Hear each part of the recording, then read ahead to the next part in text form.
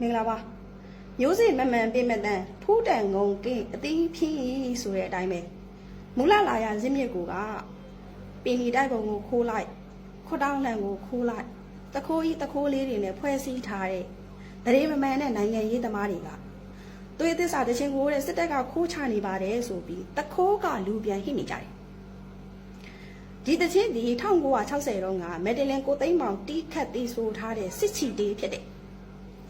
စစ်သားသွေးညီရှစ်တို့ချီဆိုတဲ့1960ကစစ်ချီတေးကိုဦးဝင်းမော်ရွှေတန်းစင်ကခိကီတာနဲ့ပြန်လည်စမ်းသစ်တီးခတ်ထားတာကိုသွေးသစ္စာတချင်းကိုစစ်တပ်ကခိုးချနေပါတယ်ဆိုပြီးတခိုးကလူပြန်ဟိနေတာဘယ်လောက်ရှက်ဖို့ကောင်းလဲသွေးသစ္စာတချင်းဒီလေ88တုန်းကအကြောင်းသားတွေအတွက်ရေးခဲ့တာခင်ဗျားတို့ NLD ပါတီအတွက်ရေးခဲ့တာမှမဟုတ်ပဲကြာပြောက်တဲ့ပိုင်ရှင်ကမနှမျိုးပါပဲကောက်ရတဲ့ဟာတွေကငါပစ္စည်းပြန်ပေးငါပစ္စည်းပြန်ပေးဆိုပြီးတခိုးကလူပြန်ဟိနေတာရှက်တဲ့ရင်လဲသေးဖို့တော့မကောင်းဘူးကိုယ်တိုင်ကပင်နေတိုက်ပုံကိုခိုးတယ်ခိုးတောင်းနှံကိုခိုးတယ်ပင်နေသည်ဆရာကြီးတခင်ကိုတော့မိုင်းလို့ဒုဗမာအစည်းအရုံးကမျိုးချစ်ခေါင်းဆောင်ကြီးတွေအမျိုးသားကြီးရဲ့တင်ကေတအဖြစ်ဝတ်ခဲ့တဲ့ပင်နေတိုက်ပုံကိုမျိုးသားကြီးဆိုတာဒီဘက်ခင်မှာအလုံးမဖြစ်တော့ပါဘူးလို့မျိုးသားကြီးဟာဒီမိုကရေစီရဲ့အစိတ်တောက်ဖြစ်ပါတယ်ဆိုတဲ့အမျိုးသားကြီးကိုပြစ်ပယ်ထားတဲ့ဟာတွေကပင်နေတိုက်ပုံကိုခိုးယူထားကြတယ်ခွတ်တောင်းလန်နဲ့ဒီလိုပဲခွတ်တောင်းလန်ကိုကိုယ်တိုင်ရေးဆွဲထားတဲ့ဘာကတာចောင်းသားခေါင်းဆောင်မျိုးထွန်းကိုယ်တိုင်ကဒေါအောင်ဆန်းသူကြီးမသေးခင်မှာခွတ်တောင်းလန်ကိုចောင်းသားတွေကိုပြန်ပေးခဲ့ပါလို့တလျှောက်လုံးအော်ခဲ့ပြောခဲ့တာခင်ဗျားတွေနားတွေကန်းနေတဲ့ချိန်နဲ့မျက်လုံးတွေကန်းနေတာချိန်နဲ့ဒါမှမဟုတ်ချိန်မျက်လုံးတွေနားတွေကမမြင်နိုင်မသိနိုင်အောင်နိုင်ငံရေးကိုဖွေးတိုးပေါက်ကလှေကြုံစည်းခဲ့တဲ့အောက်တန်းစားတွေမှာအရန်သိတာတယ်ကျမကစကားပြောရင်ဘတော်မှတက်တေထောက်တာမပါပဲစီးလို့ဝါလို့ပြောလို့မရှိဘူးတက်တေထောက်တာနဲ့ခင်ဗျားတို့ကိုပြမယ်ငင်းရဲတဲ့ကောက်ရှိရင်ထွက်ခဲ့ကျမစိတ်ခေါ်တယ်ဒီခိုထောင်းလန်ကိုဆွဲခဲ့တာကကျွန်တော်တို့မလ16ရက်နေ့မှာမောင်ရှင်စောနဲ့ကျွန်တော်နဲ့ဆွဲခဲ့တာပါခင်ဗျမောင်ရှင်စောကပိတ်ဆောက်ဒီလိုကင်ထားတယ်တင်းအောင်ကင်ထားကျွန်တော်မြေပြူနဲ့အရင်ဆွဲတယ်ပြီးရင်တမောစင်းနဲ့လိုက်တယ်ပြီးရင်အခုနဗန်နီကျိုးနဲ့စဝိုင်းတော့ဝိုင်းရတာပေါ့အဲ့ဒါဆွဲပြီးတော့ကျွန်တော်ဖွက်ပြီးယူသွားတယ်အီကိုဆောင်ရန်ကုန်တက္ကသိုလ်ပင်မအီကိုဆောင်ကအခုလိုမျိုးဒီအင်အားကံဘက်ကိုထည့်ထားတာမဟုတ်ဘူးဗျကျွန်တော်တို့ခက်တော့ကျောင်းဘက်ကိုမျက်နှာစာမှဲ့တာအဲ့ဒီအချိန်မှာကျွန်တော်ဖွက်ထားတဲ့တဲကနေပြီးဒီလိုမြှောက်ထည့်လိုက်မြှောက်ထည့်တဲ့အချိန်မှာကျောင်းသားတွေကဖွင့်ကြည့်ပြီးတော့ပိဿအနေကိုဖွင့်ကြည့်ပြီးငါတို့ကျောင်းသားလားငါတို့ခိုထောင်းလန်းဆိုပြီးတော့ဝလုံးရှာပြီးတော့ထိတ်ကနေပြီးတော့တည်သွားတာခိုထောင်းကစက်ဝိုင်းကိုဖောက်ထွက်နေတယ်ဆိုတာကျောင်းသားတုချုပ်ချယ်လို့မရဘူးဖောက်ထွက်နေတယ်အခု NLD အလံဟာပကြီးစရာဥမမော်တိုက်ဆွဲခဲ့တာပါသို့တော့ခိုထောင်းအလံဆိုတာကျောင်းသားပဲပိုင်ပါတယ်ဥပဒေအရမပြတ်ထန်းထားပေမဲ့လို့တမိုင်းဆိုင်ရာဥပဒေပြဋ္ဌာန်းချက်အရခိုထောင်းကိုမလွတ်သင့်ပါဘူးကျွန်တော်ဟာရှေ့တလား2012ကလေးကဒီမှာစာရီရှိပါတယ်ကျွန်တော်စာပို့ပါတယ်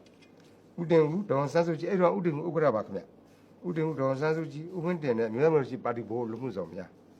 ကျွန်တော်အကြံပေးပေါ့နော်ခွန်တောင်းနဲ့ပတ်သက်ပြီးအကြံပြုတင်ပြခြင်းဆိုပြီးကျွန်တော်စာသွားပို့ပါတယ်ခွန်တောင်းဆိုတာကျောင်းသားနဲ့ပဲဆိုင်ပါတယ်ဥပဒေရမသတ်မှတ်ထားပြီမဲ့လို့တမိုင်းဆိုင်ရာအရာကျောင်းသားနဲ့ပဲပတ်သက်ပါတယ်ဒါကြောင့်ကျောင်းသားခေါင်းဆောင်ကြီးတွေရဲ့တမိုင်းကိုအမှကိုအောင်ဆောင်ဖြစ်ဖြစ်ကိုပိုင်ပဲဖြစ်ဖြစ်ဥနုပဲဖြစ်ဖြစ်ကိုနုပဲဖြစ်ဖြစ်သူတို့ရဲ့ဂုဏ်သိက္ခာအရာခိုထောင်းကိုမသုံးမှုကျွန်တော်တွားပြီးတော့ကောက်ကက်ကဖူးပါတယ်ခိုထောင်းနဲ့ပတ်သက်ပြီးတော့မေးတဲ့ကိစ္စကျွန်တော်စိတ်နာတယ်ခင်ဗျခိုထောင်းဆိုတာကျောင်းသားနဲ့ပဲဆိုင်တယ်ပြည်သူတချို့ကခိုထောင်းဆိုတာ NLD ပေါ့နော်အမျိုးသားဒီမိုကရေစီအဖွဲ့ချုပ်ရဲ့သင်္ကေတလို့ထင်နေတာကျွန်တော်တို့အရန်ကိုစိတ်အသေးနာခိုထောင်းဆိုတာကဟိုးအမျိုးသားခေါင်းဆောင်တွေလက်ထက်ကတည်းကဟာလားအခုအများစုလေးစားနေကြတဲ့ကျောင်းသားခေါင်းဆောင်တွေပေါ်စံကိုပါဟေးဆရာကြီးတခင်ကိုတော်မိုင်းအဲ့ဒီခက်ကလေးကခိုထောင်းဟာကျောင်းသားရဲ့သင်္ကေတဆိုတာအားလုံးသိခဲ့ကြပါတယ်ဗျာအခုကြတော့မှခိုထောင်းကိုရောပင်ဒီကိုရောအပိုင်မစည်းစေချင်ပါဘူးဗျာခိုထောင်းဆိုတာပါတီအတွက်မဟုတ်ဘူးတူတဲ့တယောက်အတွက်မဟုတ်ဘူးကျောင်းသားတို့အတွက်ဖြစ်တဲ့ဆိုတဲ့ဥစ္စာကိုဝိုင်းပြီးတော့တောင်းဆိုစီချင်ပါတယ်ဘဲကောင်တခိုးလဲဘဲကောင်မကတခိုးလဲဆိုတာအခုတော့သိပြီမလားဘဲကောင်တခိုးလဲဘဲကောင်မကတခိုးလဲဆိုတာအခုတော့သိကြပြီမလားပင်နေတိုက်ပုံဆိုလဲဒီလိုပဲ မျိုးသားရေးစိတ်တဲ့အပြည့်နဲ့ဝတ်ဆင်ရတဲ့ပြည်နီတိုက်ပုံကိုအမျိုးသားရေးဆိုတာဒီဘက်ခေတ်မှာအလုံးမဖြစ်တော့ပါဘူးဆိုတဲ့ဒီမိုကရေစီအစိုးရရောက်နေတဲ့အောက်တန်းသားတစ်တိုက်ကမတန်မရမတာနဲ့နှောင်းနဲ့မလိုက်တယ်လို့အမေယိုးနဲ့ဟင်းအိုးမအာမနာတန်ရမမှန်းကြပဲပြည်နီတိုက်ပုံကိုခိုးထမ်းကြတဲ့အောက်တန်းသားတစ်တိုက်ကလည်းအခုထပ်ပြီးတော့1960ကတက်မတော်ရဲ့စစ်ချီတေးမက်ဒလင်နဲ့တီးခတ်တီးဆိုထားတဲ့တက်မတော်စစ်ချီတေးကို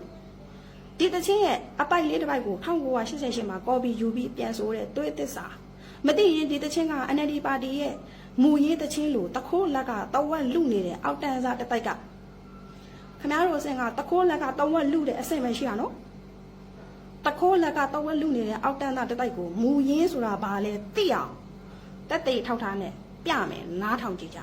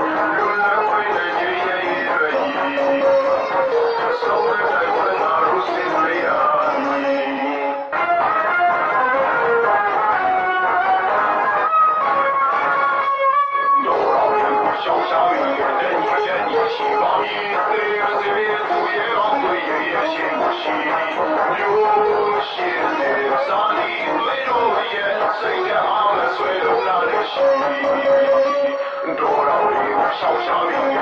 任你喜欢。